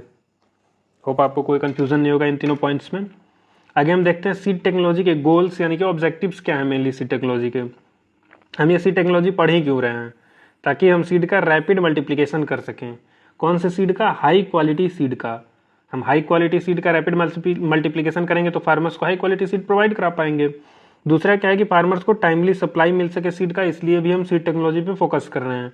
और इंश्योर करते हैं हम सीड की क्वालिटी को रीजनेबल प्राइस पे। सीड टेक्नोलॉजी में हमने क्या क्या देखा, मार्केटिंग वाला फैक्टर आ गया, वहाँ पे मार्केटिंग और स्टोरेज दोनों ही थर्ड पॉइंट में कंसिडर किया जा रहा है। Ensure quality eight reasonable price, सिर्फ अवेलेबल ही नहीं कराएं हम फार्मर्स को, कम प्राइस पे अवेलेबल कराएं। तो ये गोल्स है सीड टेक्नोलॉजी के। तीनों पॉइंट्स को आप अगर एग्जाम में पूछा जाए तो इलेबोरेट करके लिख सकते हैं। अब हम देखते हैं क्वालिटी सीड कैरेक्टर्स। ये भी अपने आप में बहुत इंपॉर्टेंट पॉइंट है, सब्जेक्टिव में मेनली ये क्वेश्चन पूछा जाता है। क्वालिटी सीड कैरेक्टर्स क्या क्या हैं। सबसे पहले बात करो जेनेटिक प्योरिटी की, तो it should be true to type. Seed जो भी होता है वो ट्रू टू टाइप होना चाहिए, यानी कि एकदम ओरिजिनल जो सोर्स से मिल रहा है वहीं सीड को हम अच्छा सीड मानते हैं। जैसे कि हम ब्रीडर सीड की बात करें तो उसकी जेनेटिक प्योरिटी फुल 100% होना चाहिए। फाउंडेशन सीड का जेनेटिक प्योरिटी 99.5% होना चाहिए। और सर्टिफाइड सीड जो कि फार्मर्स को अवेलेबल कराया जाता है, उसका जेनेटिक प्योरिटी 99% होना चाहिए। ये तो हो गया जेनेटिक प्योरिटी का बात, यानी कि जीन्स लेवल पे प्योरिटी कितनी होनी चाहिए, कोई इम्प्योरिटीज नहीं होनी चाहिए उसमें। अगला अपना फिजिकल प्योरिटी, यानी कि कोई मिक्सिंग, कोई ब्रोकन सीड, कोई अदर वैरायटी का सीड, वो सब क्या क्या कितना होना चाहिए वो देखिए। Seed should be free from broken seeds, उसमें कोई सीड का टुकड़ा वगैरह नहीं होना चाहिए। सॉइल पार्टिकल्स नहीं होना चाहिए और वीड के सीड्स नहीं होने चाहिए। अगर ऐसा सीड है तो अब हम उसको बोलेंगे कि वो अच्छी क्वालिटी का सीड है। अब अगला पॉइंट है freedom from other crop seeds. जैसे फिजिकल प्योरिटी में हमने क्या देख लिया, ब्रोकन सीड्स नहीं होना चाहिए, सॉइल और वीड सीड्स नहीं होना चाहिए। अगला है freedom from other crop seed, no inseparable crop seed, यानी कि ऐसे सीड जो बिल्कुल सिमिलर दिखते हैं, यानी कि जो अपना मेन सीड है उसी तरह का कोई वीड का सीड हो जाए या उसी तरह का कोई वाइल्ड प्लांट का सीड हो जाए, तो वो सब प्रेजेंट नहीं होना चाहिए। यानी कि अदर क्रॉप का सीड उसमें किसी भी तरह से प्रेजेंट नहीं होना चाहिए। अगला है कि क्वालिटी सीड्स में क्या होते हैं, फ्री होना चाहिए ऑब्जेक्शनेबल वीड सीड्स से। ऑब्जेक्शनेबल वीड सीड्स से बिल्कुल फ्री होना चाहिए। जो भी हार्मफुल वीड सीड्स हैं वो नहीं होना चाहिए उस सीड के लॉट में। और वो जो सीड है वो डिजीज फ्री होना चाहिए। सर्टिफिकेशन स्टैंडर्ड्स के लिए जो भी मिनिमम क्राइटेरिया है उसको वो फुलफिल करना चाहिए। फिजिकल कैरेक्टरिस्टिक्स की अगर हम बात करें तो सीड का प्रॉपर साइज, फिजिकल कैरेक्टर्स में वही शेप साइज कलर ही आता है ना, तो उसका साइज सही होना चाहिए, जो भी आइडियल साइज है वो सीड शेप में होना चाहिए, टूटा फूटा नहीं होना चाहिए, और प्रॉपर कलर में यानी कि प्रॉपर मैच्योर होना चाहिए। हाई फिजियोलॉजिकल वीगर यानी कि वायबिलिटी, हाई फिजियोलॉजिकल वीगर होना चाहिए। स्ट्रॉन्ग जर्मिनेशन पोटेंशियल होना चाहिए, ऐसा ना कि सीड हम लगा दे और उसका जर्मिनेशन परसेंटेज ही कम हो जाए, जैसे 60-70% सीड जर्मिनेट करे या 50% सीड जर्मिनेट करे, तो उसको हम क्वालिटी सीड नहीं बोलेंगे। हाई फिजियोलॉजिकल वीगर होना चाहिए, यानी कि सीड में स्ट्रॉन्ग जर्मिनेशन पोटेंशियल होना चाहिए। अगला पॉइंट है अपना longevity and self life. Seed जो मेंटेन करना चाहिए वायबिलिटी ओवर टाइम, यानी कि सेल्फ लाइफ उसका अच्छा खासा होना चाहिए, ताकि हम उसको स्टोर कर सकें और नेक्स्ट सीजन में लगा सकें। अब हम सबसे इंपॉर्टेंट पॉइंट ये है मॉइस्चर कंटेंट। 3 पॉइंट्स इंपॉर्टेंट है, genetic purity, physical purity percentage और मॉइस्चर कंटेंट। तो लॉन्ग टर्म जिन सीड्स को स्टोर करना है उसका मॉइस्चर कंटेंट मैच्योरिटी के टाइम पे 8% से कम होना चाहिए। जिनको शॉर्ट टर्म के लिए स्टोर करना है, जैसे अगले सीजन में फिर से लगा लेना है, तो उसका मैच्योरिटी के टाइम पे 10 से 13% मॉइस्चर कंटेंट होना चाहिए। और एक इंपॉर्टेंट पॉइंट है क्वालिटी सीड जो होगा उसका हाई मार्केट वैल्यू होना चाहिए। क्या होना चाहिए? मार्केट वैल्यू हाई होना चाहिए। हाई मार्केट वैल्यू का क्या मतलब कि मार्केट में उसका अच्छा खासा डिमांड होना चाहिए। यहाँ तक तो हमने समझ लिया क्वालिटी सीड कैरेक्टर्स। अब हम एक इंपॉर्टेंट टॉपिक शुरू कर रहे हैं अपना, seed dormancy. Seed dormancy definition सबसे पहले देखो, सीड डॉर्मेंसी होता क्या है? Seed dormancy is the failure of viable seed to germinate under certain conditions. ये इंपॉर्टेंट वर्ड है। डॉर्मेंसी किसका होता है? वायबल सीड का। ऐसा ना कि सीड खत्म हो चुका है वो कभी भी जर्मिनेट ही नहीं करेगा, तो उसको हम नहीं बोलेंगे कि डॉर्मेंट है। जब वायबल सीड जिसमें कैपेसिटी है जर्मिनेट करने के लिए, वो जर्मिनेट नहीं कर रहा है किसी सर्टेन इन्वायरमेंटल कंडीशंस की वजह से, तो उसको हम बोलते हैं सीड डॉर्मेंसी। सीड डॉर्मेंसी का पर्पस क्या है? क्यों सीड डॉर्मेंट स्टेज में चला जाता है? सबसे पहला तो कि delay germination until favourable condition, जब तक फेवरेबल कंडीशन ना मिले उसको तब तक वो जर्मिनेट ना करे और एक रेस्टिंग स्टेज में जाके सर्वाइव कर सके एडवर्स कंडीशन को। सीड प्रोड्यूस क्यों होता है उसमें भी हमने देखा था। तो ये पर्पस हो जाता है सीड डॉर्मेंसी का। अब डॉर्मेंसी जो है वो 2 तरह का होता है, एक ट्रू डॉर्मेंसी जिसे हम प्राइमरी या फिर इननेट डॉर्मेंसी बोलते हैं, जो बाई बर्थ ही होती है, और एक होता है इन्फोर्स्ड डॉर्मेंसी, यानी कि हम किसी भी इन्वायरमेंटल फैक्टर से या किसी भी तरह से मॉडिफाई करके प्लांट को फोर्स करते हैं डॉर्मेंट पीरियड में जाने के लिए। ये इन्फोर्स्ड डॉर्मेंसी को हम सेकेंडरी डॉर्मेंसी बोलते हैं, और प्राइमरी डॉर्मेंसी या फिर इननेट डॉर्मेंसी जो है उसको हम ट्रू डॉर्मेंसी बोलते हैं। अलग अलग जो नाम है वो भी इंपॉर्टेंट है, आपको याद होना चाहिए। तो ट्रू डॉर्मेंसी क्या है? ऐसा डॉर्मेंसी जो इंटरनल फैक्टर्स की वजह से होता है। ऐसा डॉर्मेंसी जो इंटरनल फैक्टर्स की वजह से हो रहा है उसको हम बोलेंगे ट्रू डॉर्मेंसी। इंटरनल फैक्टर्स में क्या क्या आ जाएगा? सीड कोट या फिर एम्ब्रियो के कंडीशन की वजह से अगर डॉर्मेंसी हो रही है तो वो होगी ट्रू डॉर्मेंसी। इन्फोर्स्ड डॉर्मेंसी जो होता है वो ऐसा डॉर्मेंसी होता है जो इम्पोज करा जाता है प्लांट पे। कैसे इम्पोज करा जाता है? अनफेवरेबल इन्वायरमेंटल कंडीशंस की वजह से। अनफेवरेबल इन्वायरमेंटल कंडीशन में क्या हो गया? लैक ऑफ वाटर या फिर लैक ऑफ ऑक्सीजन। अगर ऑक्सीजन नहीं रही तो सीड रिस्पायर नहीं कर पाएगा, उसमें एनर्जी प्रोडक्शन नहीं होगा और वो जर्मिनेट नहीं करेगा। और लैक ऑफ वाटर में तो वो बहुत बार ऐसा हो जाएगा कि अपना सीड कोट ही ब्रेक नहीं कर पाएगा, तो बाहर आने का तो कोई सवाल ही नहीं है, जर्मिनेशन का कोई चांस ही नहीं बनता है। अब डॉर्मेंसी के फैक्टर्स क्या क्या हैं? यहाँ हम देखने वाले हैं 4 फैक्टर्स। सबसे पहला फैक्टर है थर्मोडॉर्मेंसी, दूसरा है स्टोकोडॉर्मेंसी, तीसरा है फोटोडॉर्मेंसी, चौथा है lack of oxygen. Dormancy because of lack of oxygen. तो थर्मोडॉर्मेंसी क्या होता है? Temperature related dormancy. वैसा डॉर्मेंसी जो टेम्परेचर के फ्लक्चुएशन की वजह से हो रहा है उसको बोलते हैं थर्मोडॉर्मेंसी। स्टोकोडॉर्मेंसी, ऐसा डॉर्मेंसी जो डार्कनेस के एक्सपोजर की वजह से, यानी प्लांट को लाइट न मिलने की वजह से जो डॉर्मेंसी हो रहा है उसको बोलते हैं स्टोकोडॉर्मेंसी। प्लांट को अगर डार्क में बंद कर देंगे पूरी तरह से तो वो डॉर्मेंट स्टेज में चला जाएगा, तो उसको बोलते हैं स्टोकोडॉर्मेंसी। ये यूज किया जाता है सीड स्टोरेज वगैरह में। अगला है अपना फोटोडॉर्मेंसी। ये कॉज होता है exposure to improper light quality. अगर लाइट मिल रही है बट जो क्वालिटी चाहिए यानी कि जो वेवलेंथ चाहिए वो नहीं मिल पाए और उस वजह से सीड डॉर्मेंसी स्टेज में चला जाए तो उसको बोलते हैं फोटोडॉर्मेंसी। और अंधेरा मिलने की वजह से अगर डॉर्मेंसी में जा रहा है तो उसको बोलते हैं स्कोटोडॉर्मेंसी। दोनों अलग अलग चीज़ें हैं, कंफ्यूज नहीं होनी है। लैक ऑफ ऑक्सीजन की वजह से अगर डॉर्मेंसी होता है तो उसको सीधे वहीं बोल देते हैं लैक ऑफ ऑक्सीजन की वजह से डॉर्मेंसी होना। ये देखा जाता है मेनली पैडी क्रॉप्स में। तो ये तो हमने देख लिया किस किस वजह से डॉर्मेंसी होता है। पहला तो टेम्परेचर फ्लक्चुएशन से डॉर्मेंसी हो जाता है, दूसरा है सीड को अंधेरे में रख देने से सीड डॉर्मेंट पीरियड में चले जाते हैं, तीसरा है कि सीड को इम्प्रॉपर लाइट क्वालिटी अगर मिले तो भी डॉर्मेंट हो जाता है, या फिर ऑक्सीजन नहीं मिले तो भी डॉर्मेंट हो जाता है। तो इस डॉर्मेंसी को अब तोड़ेंगे कैसे? एक तो नॉर्मल सी बात हो जाती है इसमें डोरमेंसी ब्रेकिंग में कि उसको आइडियल कंडीशन दो, वो हो सकता है डोरमेंसी तोड़ के जर्मिनेट कर जाए, बट मैक्सिमम केसेस में ऐसा नहीं होता है। या फिर हो सकता है कि वो किसी पर्टिकुलर टाइम के लिए डोरमेंट है, वो मान लो 6 मंथ या साल भर या 1-2 साल बाद ही उसका डोरमेंसी टूटेगा, बट हमको अगले सीजन में ही सोइंग करनी है या अगले सीजन में ही यूज़ है, तो हम फिर फोर्सफुली भी डोरमेंसी को ब्रेक करते हैं। तो अब हम देखने वाले हैं डोरमेंसी ब्रेक करने के क्या क्या तरीके होते हैं। एक एक तरीका इंपॉर्टेंट है आपके लिए। सबसे पहला तरीका है स्कैरिफिकेशन। स्कैरिफिकेशन में हम क्या करते हैं, फिजिकल या फिर केमिकल ट्रीटमेंट करते हैं। क्या चीज़ के लिए ट्रीटमेंट करते हैं, ताकि हम कमजोर कर सके या फिर सॉफ्टन कर सके कि इसको सीड कोट को।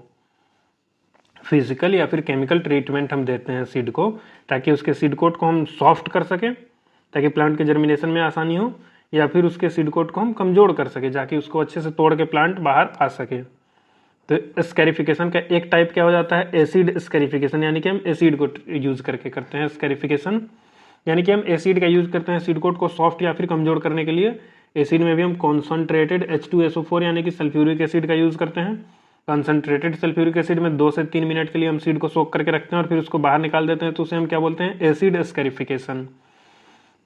अगला है अपना मैकेनिकल स्कैरिफिकेशन। इसमें सीड को रब करते हैं सैंड पेपर से।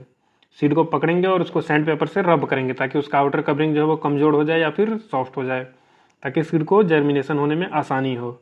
तीसरा है स्टेम स्कैरिफिकेशन, यानी कि सीड को एक्सपोर कर देते हैं 15 से 20 मिनट के लिए स्टेम में। 15 से 20 मिनट के लिए सीड पे जब भाप लगता है तो उसका सीड कोट वीकेंड कमजोर हो जाता है और सीड को जर्मिनेट करने में आसानी होती है। तो एक तो ये तरीका है सीड को डोरमेंसी को ब्रेक करने का, स्कैरिफिकेशन, यानी कि अलग अलग मेथड हम यूज करते हैं सीड कोट को कमजोर कर देने का। दूसरा तरीका है स्ट्रैटिफिकेशन। वो क्या था, स्कैरिफिकेशन। यह है स्ट्रैटिफिकेशन, यहाँ हम टेम्परेचर का चेंज लाते हैं। Stratification, tray temperature.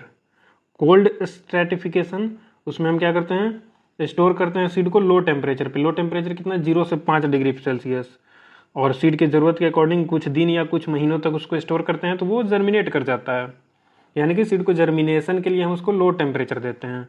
दूसरा है वार्म स्ट्रैटिफिकेशन। यहाँ सीड को हम वार्म टेम्परेचर देते हैं। वार्म मतलब कितना, 40 से 50 डिग्री सेल्सियस। अगेन ये भी हम कुछ घंटों तक या कुछ दिनों तक देते हैं, जैसा भी सीड का ज़रूरत हो। 2 पॉइंट हमने देख लिया, स्कैरिफिकेशन और स्ट्रैटिफिकेशन। अगला हम देखते हैं हॉट वाटर ट्रीटमेंट। ये बड़ा ही मज़ेदार है। इसमें हम क्या करते हैं, सीड को सोक कर देते हैं बॉइलिंग वाटर में। कितने देर के लिए, 1 से 5 मिनट के लिए। कितने देर के लिए, 1 से 5 मिनट के लिए जनरली ऐसा किया जाता है, लेकिन कुछ कुछ ऐसे भी सीड्स होते हैं जिनमें हमें 60 से 80 मिनट तक डीप करना पड़ता है, यानी कि बॉइलिंग वाटर। बॉइलिंग वाटर में हमको 1 से 5 मिनट तक जनरली सीड को डीप करके रखना पड़ता है। कुछ ऐसे भी हार्ड सीड कोट होते हैं जिनको हमें 60 से 80 मिनट तक बॉइलिंग वाटर में डीप करके रखना पड़ता है। और ये बॉइलिंग वाटर वाला हॉट वाटर ट्रीटमेंट कहाँ यूज़ किया जाता है, मेनली लेग्यूमिनस ट्रीज में यूज़ किया जाता है, यानी कि लेग्यूमिनस सीड यानी पल्सेस में मेनली यूज़ किया जाता है। अगला अपना लीचिंग ऑफ इनहिबिटर्स, यानी सीड के अंदर कुछ इनहिबिटर्स प्रेजेंट होते हैं, उनको लीच आउट कराना पड़ता है। ध्यान से देखना कैसे कराते हैं। सीड को सोक कर देते हैं सबसे पहले नॉर्मल वाटर में 1 से 3 दिन के लिए, with the water being replaced every 12 hours, यानी कि उसको 3 दिन के लिए हम पानी में सोक कर रहे हैं, बट हर 12 घंटे बाद उसका पानी चेंज कर दे रहे हैं, फ्रेश वाटर उसमें ऐड कर रहे हैं। क्यों ऐड कर रहे हैं, ताकि लीच आउट हो सके, जर्मिनेशन इनहिबिटर्स जो भी हैं वो सीड से बाहर निकल सकें। जो भी जर्मिनेशन इनहिबिटर्स है वो सीड से बाहर निकल सकें। एग्जाम्पल की अगर हम बात करें तो कोरिएंडर सीड को हम सोक करते हैं, उसमें जर्मिनेटर इनहिबिटर कौन सा होता है, कुरकुमीन होता है, सॉरी क्यूमेरीन होता है। कोरिएंडर में क्या होता है, क्यूमेरीन होता है, तो उसको हम रिमूव करते हैं, 2-3 दिन पानी में फुला के छोड़ देते हैं। सनफ्लावर में क्या होता है, सनफ्लावर में जो इनहिबिटर प्रेजेंट होता है उसको हम बोलते हैं हाइड्रोसाइनिक एसिड। सनफ्लावर में हाइड्रोसाइनिक एसिड होता है, इसको रिमूव करने के लिए हम 2-3 दिन उसको पानी में छोड़ देते हैं। अगला पॉइंट है अपना टेम्परेचर ट्रीटमेंट। क्या है टेम्परेचर ट्रीटमेंट, तो सबसे पहले लो टेम्परेचर से ट्रीट करेंगे। मेनी टेम्परेट क्रॉप्स, ये टेम्परेचर ट्रीटमेंट कहाँ यूज किया जाता है, लो टेम्परेचर ट्रीटमेंट यूज किया जाता है टेम्परेट क्रॉप्स में, क्योंकि उनको क्या रिक्वायरमेंट होती है, कोल्ड पीरियड्स की। जैसे कि एप्पल हो गया, तो वो टेम्परेट क्रॉप्स हैं तो उनको कोल्ड पीरियड चाहिए होता है डोरमेंसी से बाहर निकलने के लिए, यानी कि जर्मिनेट करने के लिए उनको लो टेम्परेचर चाहिए होता है। टेम्परेचर ट्रीटमेंट में हम हाई टेम्परेचर का भी यूज़ करते हैं। तो कुछ सीड्स जैसे कि ब्लूबेल रिक्वायर करता है एक्सपोजर टू हीट यानी कि हाई टेम्परेचर अपने डोरमेंसी को तोड़ने के लिए, यानी कि जब टेम्परेचर ज़्यादा होगा तभी ब्लूबेल में जर्मिनेशन होगा, और जब टेम्परेचर बहुत कम होगा तभी एप्पल में जर्मिनेशन होगा। तो उस जर्मिनेशन को कराने के लिए एप्पल में हम आर्टिफिशियली लो टेम्परेचर प्रोवाइड कराते हैं, और ब्लूबेल के सीड में हम आर्टिफिशियली हाई टेम्परेचर प्रोवाइड कराते हैं। क्या करने के लिए? जर्मिनेशन को तोड़ने के लिए, डोरमेंसी को तोड़ने के लिए और जर्मिनेशन को कराने के लिए। 6 पॉइंट है अपना, लाइट का यूज करना या फिर फाइटोक्रोम्स का यूज करना जर्मिनेशन को तोड़ने के लिए। जैसे रेड लाइट की अगर हम बात करें तो वो प्रोमोट करता है जर्मिनेशन को, यानी कि रेड लाइट से सीड को एक्सपोज करेंगे तो जल्दी जर्मिनेशन होगा, और वहीं फार रेड लाइट का यूज कर देंगे तो वो जर्मिनेशन को इनहिबिट कर देता है, जर्मिनेशन को रोक देता है, यानी कि डोरमेंसी कॉज कर देता है। तो red light induce germination and far red light induce dormancy. कुछ रेयर ऐसे कुछ सीड्स हैं जहां इंफ्रारेड रेडिएशन यानी कि इंफ्रारेड लाइट का यूज किया जाता है डोरमेंसी को ब्रेक करने के लिए। रेयरली कुछ सीड्स है जहां इंफ्रारेड रेडिएशन का यूज किया जाता है डोरमेंसी को ब्रेक करने के लिए, तो ये भी आप याद रखेंगे। 7th पॉइंट है हम कि किस तरह से डोरमेंसी तोड़ते हैं, तो प्रेशर ट्रीटमेंट का यूज करके। Seeds are treated in an autoclave, seeds को हम ऑटोक्लेव में डाल देते हैं under high pressure to break dormancy. तो 8वां है मैग्नेटिक सीड ट्रीटमेंट। 8वां क्या है? Magnetic seed treatment. सीड को एक्सपोज कर देते हैं मैग्नेटिक फील्ड में 1 से 10 दिन के लिए। सीड पे जब मैग्नेटिक फील्ड पड़ता है तो उसके सीड कोट को कमजोर बनाता है, और इस तरह से सीड जर्मिनेट जल्दी कर जाता है।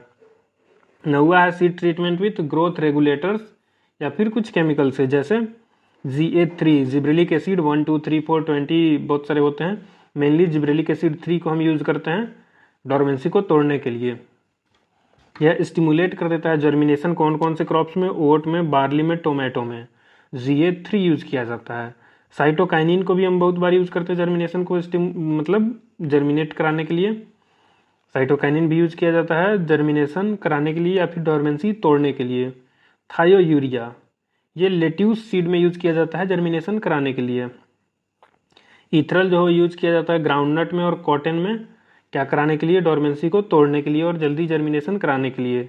कुछ नाइट्रोजनस कंपाउंड जैसे कि थायोयूरिया, हाइड्रोक्सिलाइम, नाइट्रिक एसिड या फिर नाइट्रेट, इनका यूज किया जाता है ब्रेक करने के लिए डोरमेंसी को, यानी कि जर्मिनेशन कराने के लिए। अगला अपना सल्फाइड्रल कंपाउंड्स जैसे कि 2-मरकैप्टोइथेनॉल या फिर 2,3-डाईमरकैप्टोइथेनॉल्स। तो ये सल्फाइड्रल कंपाउंड्स हैं जो कि डोरमेंसी को ब्रेक करते हैं और जर्मिनेशन कराते हैं। अगला एक और केमिकल देख लो, स्ट्रीगॉल। एक प्लांट है स्ट्रीगा प्लांट जो है वो एक पैरासिटिक प्लांट है। तो स्ट्रीगा प्लांट जो है वो प्रोड्यूस करता है स्ट्रीग्रॉल जो कि ब्रेक करता है डोरमेंसी को। अब हम देखते हैं एडवांटेज और डिसएडवांटेज ऑफ डोरमेंसी। सबसे पहले हमने देखा डोरमेंसी है क्या, फिर हमने देखा डोरमेंसी भाई सीड का नहीं जर्मिनेट होना है, तो फिर अपने को तो सीड को जर्मिनेट कराना है, तो हमने देखा उसको तोड़ेंगे कैसे। अब थोड़ा सा नटसेल में देख लेते हैं कि डोरमेंसी होने से प्लांट को क्या क्या फ़ायदा है और क्या क्या नुकसान है। तो पहले डेफिनेटली हम फ़ायदा देखने वाले हैं। तो प्लांट अगर डोरमेंसी पीरियड में जाएगा तो डेफिनेटली उसका स्टोरेज लाइफ बढ़ जाएगा, सीड्स को लंबे टाइम तक हम स्टोर कर पाएंगे। सर्वाइवल थ्रू एडवर्स कंडीशन, अगर प्लांट डोरमेंट पीरियड में चला जाएगा तो जो भी unfavourable environmental condition like drought या फिर एक्सट्रीम टेम्परेचर आएगा तो वहाँ प्लांट सर्वाइव करेगा। डिसएडवांटेज का हम बात करें तो सबसे पहले तो भाई अपने को जर्मिनेट जब कराना होगा तो टाइम ज़्यादा लग जाएगा, हमको अलग अलग तरीकों का यूज करना पड़ेगा डोरमेंसी को तोड़ने के लिए। और जब सीड डोरमेंट स्टेज में होगा यानी कि कुछ जर्मिनेट करेगा कुछ नहीं जर्मिनेट करेगा, तो प्लांट पॉपुलेशन को मेंटेन कर पाना एक मुश्किल काम हो जाता है। It becomes challenging to maintain uniform field crop population when some seeds remain dormant. तो ये भी एक डिफिकल्ट टास्क हो जाता है। तो ये डोरमेंसी का पूरा मामला खत्म हो गया डोरमेंसी का। अब हम देखते हैं सीड मल्टीप्लिकेशन सिस्टम। सबसे पहले देखो ये होता क्या है सीड मल्टीप्लिकेशन सिस्टम। तो सीड को मल्टीप्लाई करे अलग अलग क्राइटेरिया के बेसिस पे। It refers to the process of producing different classes of seeds. Different classes of seed बनाते हैं upon the certified seed stage. Certified seed stage कौन से स्टेज पे हम उसको सर्टिफाई करवा रहे हैं उसके बेसिस पे हम अलग अलग क्लास ऑफ सीड बनाते हैं। जैसे जनरेशन सिस्टम मेनली 3 तरह के होते हैं। 3 जनरेशन सिस्टम यानी कि इसमें 3 जनरेशन पे सर्टिफिकेट मिलता है, breeder seed, foundation seed, certified seed. 4 generation system इसमें 4 तरह का सीड होगा, ब्रीडर सीड होगा, फाउंडेशन सीड 1 होगा, फाउंडेशन सीड 2 होगा और सर्टिफाइड सीड होगा। यानी कि 4 जनरेशन का क्या मतलब है, पहला जनरेशन हो गया ब्रीडर सीड का, सेकंड जनरेशन हो गया फाउंडेशन सीड 1 का, थर्ड जनरेशन हो गया फाउंडेशन सीड सेकंड का और फोर्थ जनरेशन हो गया सर्टिफाइड सीड का। और 5 जनरेशन सिस्टम भी होता है।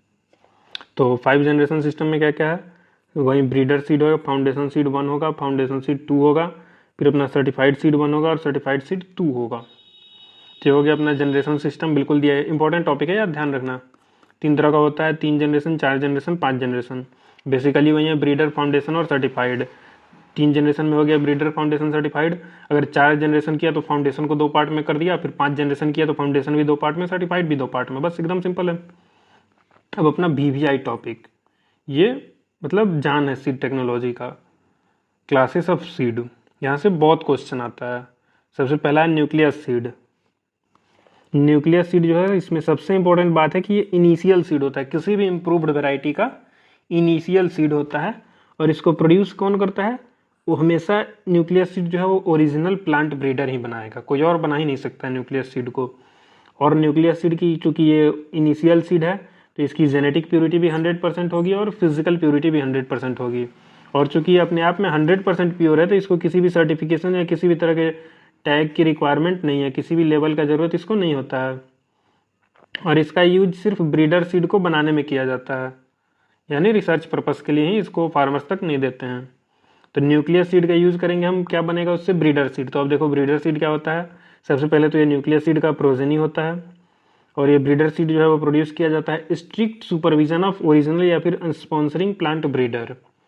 सबसे पहला न्यूक्लियस सीड होता है तो वो तो ब्रीडर ही बनाएगा, और ओरिजिनल प्लांट ब्रीडर जो है वही बनाएगा न्यूक्लियस सीड, और वो ही सबसे पहला सीड होता है ये किसी भी इम्प्रूव्ड वैरायटी का। ब्रीडर सीड जो है वो न्यूक्लियस सीड से बनता है। और ब्रीडर सीड को कौन बनाएगा, तो ये स्पॉन्सरिंग प्लांट ब्रीडर हो या फिर जो ओरिजिनल प्लांट ब्रीडर है वो हो, तो उसके डायरेक्ट सुपरविजन में ही बनता है ब्रीडर सीड। तो इसका भी जेनेटिक प्योरिटी 100% होता है और फिजिकल प्योरिटी 100% होता है। लेकिन ये सेकेंड नंबर पे बन रहा है तो इसको एक टैग दिया जाता है। इसका टैग कलर बहुत इंपॉर्टेंट है। कैसा टैग देते हैं, गोल्डन येलो कलर का टैग देते हैं। और टैग साइज जो होता है वो 12 सेंटीमीटर इंटू 6 सेंटीमीटर होता है।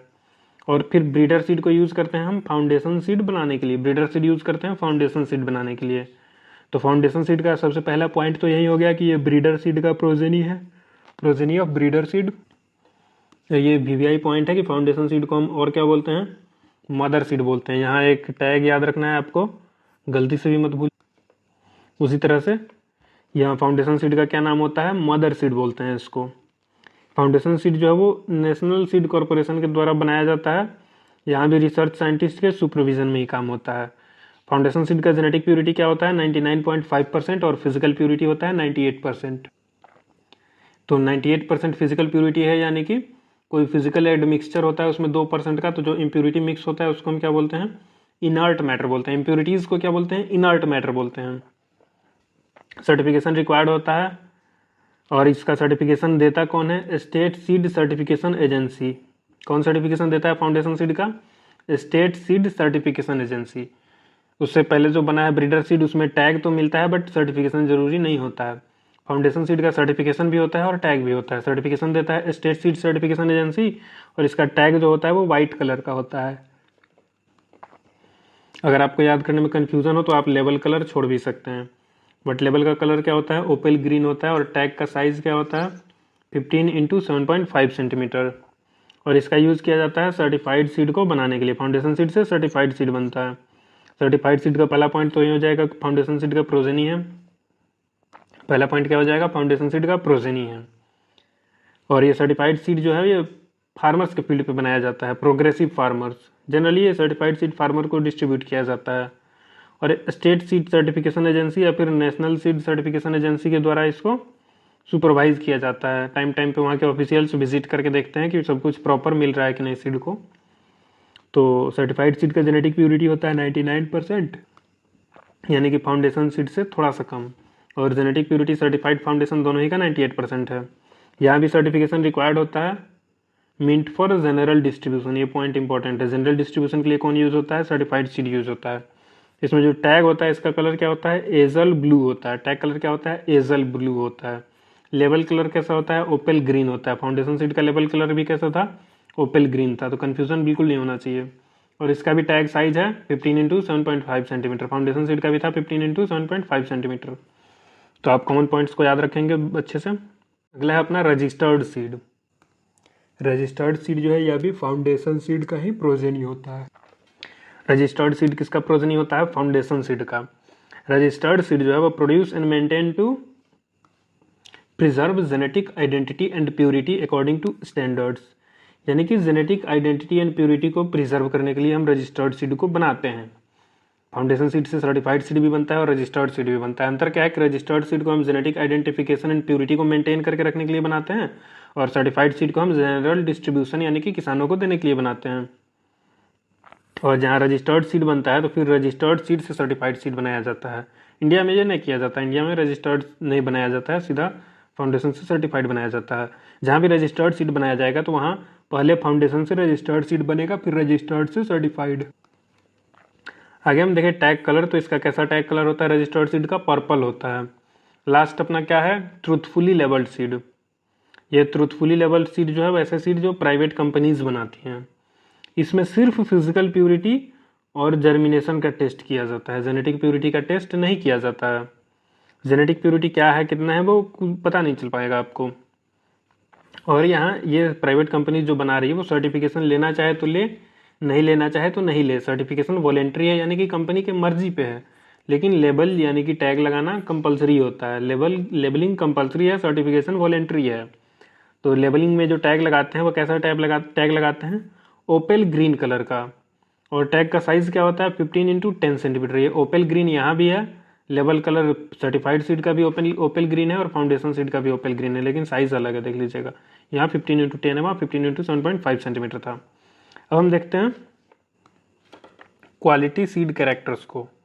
जेनेटिक प्योरिटी ब्रीडर सीड का 100% होता है, फाउंडेशन सीड का 99.5%, सर्टिफाइड सीड का 99% हम देख चुके हैं ऊपर। फिजिकल प्योरिटी यानी कि फिजिकल कंपोजिशन सीड लॉट का बढ़िया होना चाहिए, प्योर सीड होना चाहिए, inert matter and contaminating seed जो नहीं होना चाहिए, मिनिमम होना चाहिए। Physical purity standards of crops, जैसे सर्टिफाइड सीड और फाउंडेशन सीड में फिजिकल प्योरिटी परसेंटेज देखे थे, क्रॉप वाइज देख लो फिजिकल प्योरिटी कितना होता है। कैरोट, कोरिएंडर और क्यूमीन, उसमें फिजिकल प्योरिटी 95% होना चाहिए। इसका क्या मतलब कि 5% उसमें इनर्ट मैटर परमिटेड है। उसके बाद है अपना ओकरा, वाटरमेलन और कुकुरबीट्स, उसका फिजिकल प्योरिटी 99% यानी 1% से ज़्यादा उसमें इनर्ट मैटर परमिटेड नहीं है। ग्राउंडनट का physical purity 96%। Rapeseed, mustard, sesamum, sorghum, soybean में 97% फिजिकल प्योरिटी। इसके अलावा जो भी बचेगा उन सभी का आप 98% याद रखिएगा। ये कुछ स्पेशल से दो एग्जाम में आते हैं अलग से, तो इसलिए मैंने इनको पॉइंट वाइज करके लिख दिया था।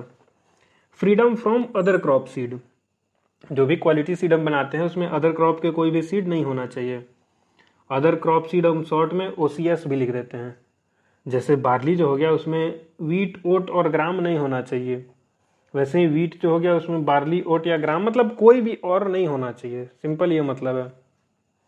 ऑब्जेक्शनेबल वीड्स नहीं होने चाहिए, ऐसे वीड्स जो हार्मफुल होते हैं उस क्रॉप के लिए वो नहीं होने चाहिए। जैसे बरसीम जो है वो फ्री होना चाहिए उसके ऑब्जेक्शनेबल वीड छिचोरी से। पैडी जो है वो फ्री होना चाहिए अपने वाइल्ड पैडी से, जो कि एक उसका ऑब्जेक्शनेबल वीड होता है। वाइल्ड पैडी का नाम भी आप याद रखिएगा, राइजा, सटाइबा, फतुआ।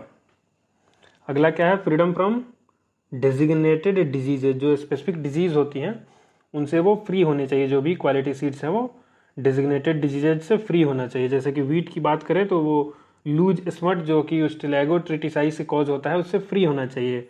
सोरगम की हम बात करें तो वो कर्नल स्मट से फ्री होना चाहिए। पर्ल मिलेट की बात करें तो वो ग्रीन ईयर डिजीज से फ्री होना चाहिए। सीसमेम की बात करें तो वो लीफ स्पॉट जो कि अल्टरनेरिया के अलग अलग स्पीसीज से कॉज होता है उससे फ्री होना चाहिए, तभी उसको हम बोलेंगे quality seed. Physical characteristics, physical character तो वही होता है शेप, साइज और कलर, तो उससे जो भी है उसका स्पेसिफिक फिजिकल कैरेक्टर्स है वो होने चाहिए। फिजियोलॉजिकल वीगर होना चाहिए और सीड में जर्मिनेशन परसेंटेज बढ़िया होना चाहिए। लॉन्जिविटी एंड सेल्फ लाइफ, अगर लॉन्ग टर्म स्टोरेज करना है तो 8%, शॉर्ट टर्म स्टोरेज करना है तो 10 से 13% मॉइस्चर मतलब होना चाहिए। हाई मार्केट वैल्यू, जो भी हम सीड उगा रहे हैं उसका मार्केट में डिमांड अच्छा होना चाहिए ताकि अच्छा उसका प्राइस मिल सके। हमने डोरमेंसी देख लिया था। क्वालिटी सीड हम देख लिए। अब हम देखते हैं सीड जर्मिनेशन। तो सबसे पहले इसका डेफिनेशन देखो कि सीड जर्मिनेशन होता क्या है, कहते किसको हैं। तो सिंपल मतलब है जर्मिनेट कर जाना, यानी कि emergence of normal seedling from seed under optimum condition, यानी कि प्रॉपर उसको लाइट मिले, टेम्परेचर मिले, मॉइस्चर मिले, ऑक्सीजन मिले और न्यूट्रिएंट मिले, तो उस ऑप्टिमम कंडीशन में नॉर्मल सीडलिंग का इमर्ज होना किसी भी सीड से, उसी को हम सीड का जर्मिनेशन बोलते हैं। जर्मिनेशन टेस्ट क्या होता है? जर्मिनेशन टेस्ट डिटरमाइन करता है ability of a seed to develop into normal plant under ideal field condition.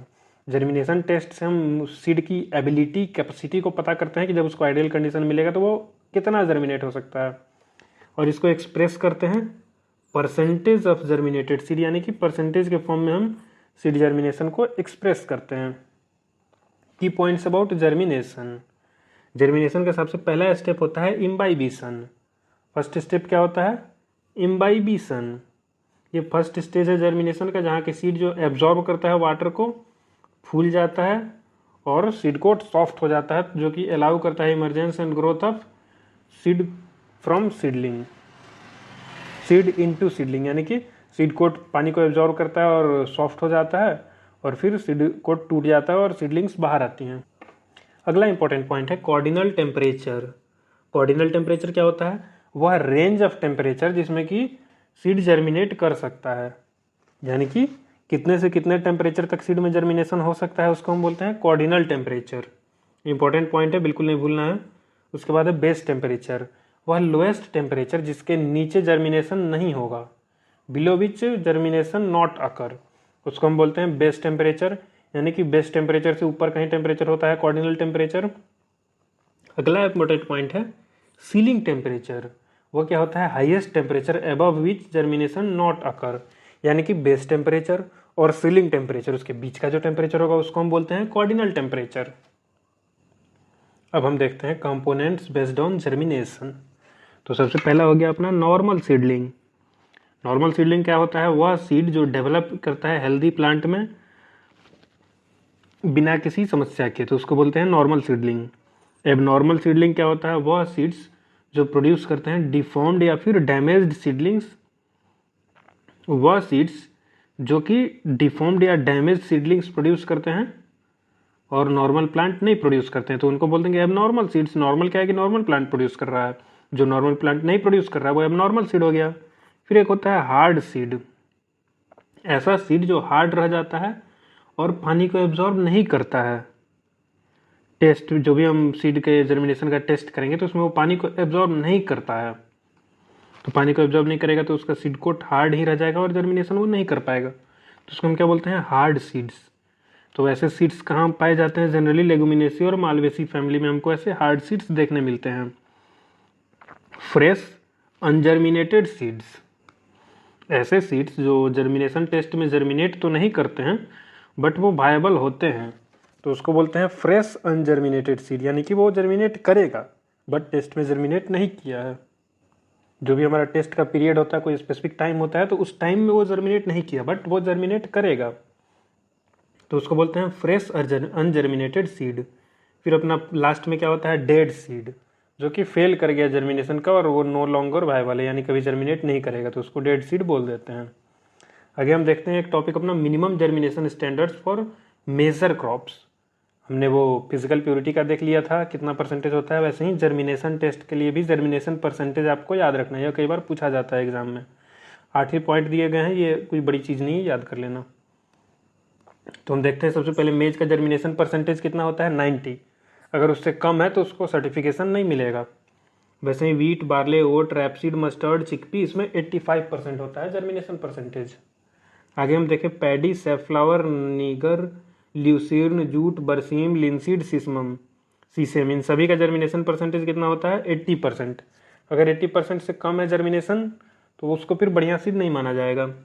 Green gram, black gram, pigeon P, lentil P, millets और सॉरगम, इसका germination percentage, minimum germination percentage कितना होता है? 75% होता है। उससे कम है तो भाई मामला गड़बड़ है। Groundnut, soybean, cabbage, radish, brinjal, tomato, onion और मेथी। तो groundnut, soybean, cabbage, radish, brinjal, tomato, onion, मेथी, इसका जर्मिनेशन परसेंटेज कितना होता है? 70% होता है। कॉटन, ओकरा, कॉलीफ्लावर, सनफ्लावर इसमें 65% होता है। चिली, कुकर बीट्स, कैरोट, पालक, शुगर बीट इसका germination percentage, minimum germination percentage होता है 60। ग्रासेस जैसे कि नेपियर ग्रास, जीनी ग्रास इसमें सबसे कम जर्मिनेशन परसेंटेज होता है, वो होता है 15 से 20%। तो ये अपना जर्मिनेशन का टॉपिक भी खत्म हो गया।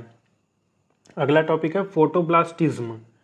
फोटोब्लास्टिज्म सबसे पहले तो देख लो होता क्या है। तो photoblastism refers to the response of seed to light.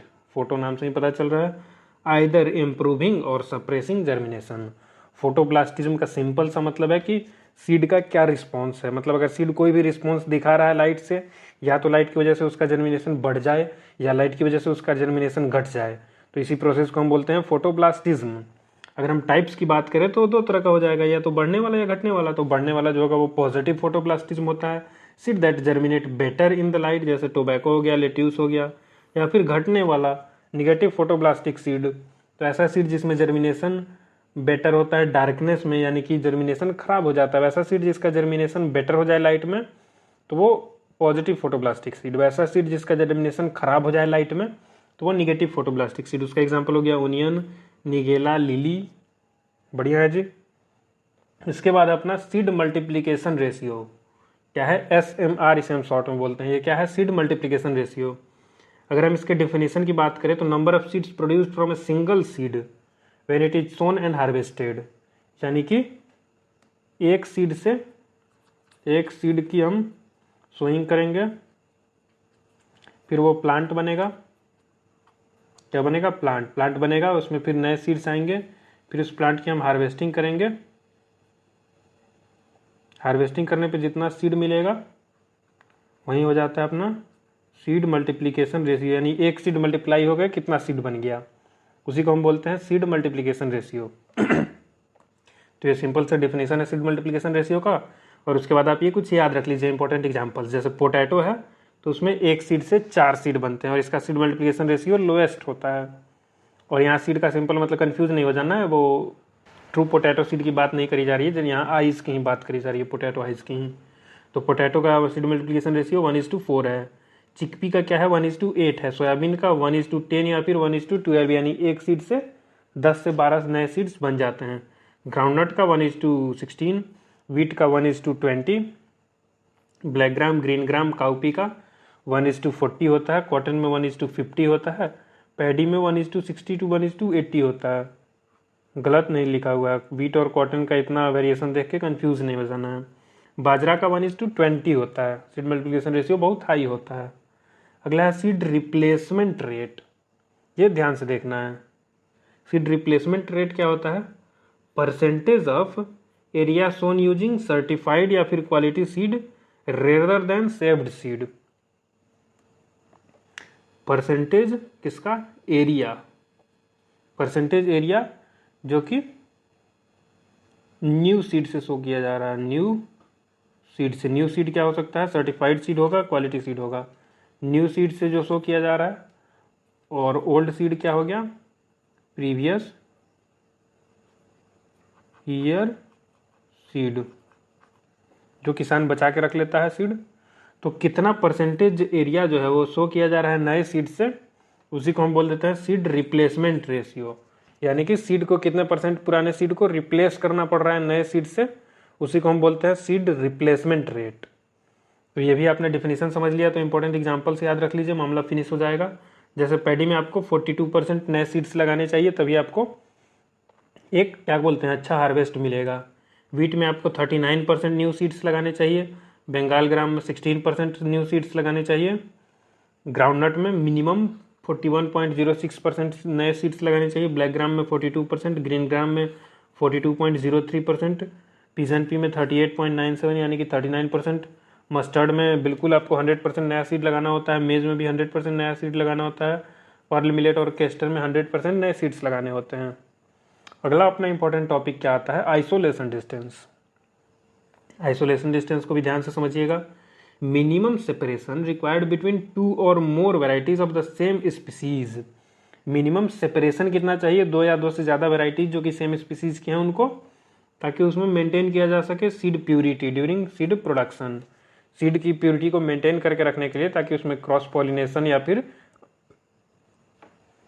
Undesirable pollution ना हो जाए, पॉलिनेशन ना हो जाए, तो उसी को हम बोलते हैं आइसोलेशन डिस्टेंस। क्या बोलते हैं? Isolation distance. वो मिनिमम डिस्टेंस जो कि दो या दो से ज़्यादा वैरायटी जो कि सेम स्पीसीज की हैं उनके बीच में होना चाहिए, ताकि उसके सीड की प्योरिटी को हम मेंटेन करके रख सकें। इसी को बोलते हैं आइसोलेशन डिस्टेंस। अब ये भी आपको याद रख लेना है कुछ, जैसे आइसोलेशन डिस्टेंस का भी एग्जाम्पल इंपॉर्टेंट है। सबसे पहले देखते हैं सेल्फ पॉलिनेटेड क्रॉप्स। जैसे सेल्फ पॉलिनेटेड क्रॉप क्या हो गया? पैडी हो गया, वीट हो गया, रागी हो गया। तो इसका अगर आप फाउंडेशन सीड प्रोड्यूस कर रहे हैं तो दो प्लांट के बीच 3 मीटर की डिस्टेंस होनी चाहिए। अगर आप सर्टिफाइड सीड भी प्रोड्यूस कर रहे हैं तब भी 3 मीटर का डिस्टेंस होना चाहिए। वैसे ही अगर क्रॉस पॉलिनेटेड प्लांट्स का देखें तो उसमें थोड़ा ज़्यादा होना चाहिए आइसोलेशन डिस्टेंस। जैसे सॉर्गम के अगर वेराइटीज़ की देखें तो फाउंडेशन सीड के लिए 200 मीटर और सर्टिफाइड सीड के लिए 100 मीटर। वैसे ही अगर सॉर्गम के हाइब्रिड के लिए देखें तो फाउंडेशन सीड में 300 मीटर और सर्टिफाइड सीड में 200 मीटर। अगर मेज के वैरायटी का देखें तो फाउंडेशन सीड में 400 मीटर और सर्टिफाइड सीड में 200 मीटर। अगर मेज के सिंगल क्रॉस हाइब्रिड का देखें तो फाउंडेशन सीड में 400 मीटर होता है। पर्ल मिलेट के वैराइटीज़ का देखें तो फाउंडेशन सीड में 200 मीटर और सर्टिफाइड सीड में 100 मीटर। पर्ल मिलेट के हाइब्रिड्स में फाउंडेशन सीड में 400 मीटर। वैसे ही अगर वेजिटेबल क्रॉप्स की हम कुछ बात कर लें, वेजिटेबल्स क्रॉप में तो टोमेटो का फाउंडेशन सीड बनाने के लिए आइसोलेशन डिस्टेंस 50 मीटर रखना होता है और सर्टिफाइड सीड बनाने के लिए भी 50 मीटर रखना होता है। क्लस्टर बीन और पी में 5 मीटर डिस्टेंस रखना होता है सर्टिफाइड और फाउंडेशन दोनों बनाने के लिए। अपना ये लगभग 1 घंटे का लेक्चर हो गया है, तो इस लेक्चर को यहीं ख़त्म करते हैं। अगर आपको लेक्चर अच्छा लगा तो वीडियो को लाइक कर दीजिए और फ्रेंड्स के साथ शेयर कर दीजिए और चैनल को सब्सक्राइब कर दीजिए, ताकि अगला पार्ट 2 इसका अपलोड होते ही आपको जल्दी नोटिफिकेशन आ जाए। तो अगले लेक्चर में हम सीड सर्टिफिकेशन से लास्ट तक सारे टॉपिक्स को फिनिश कर देंगे। Thank you, have a nice day.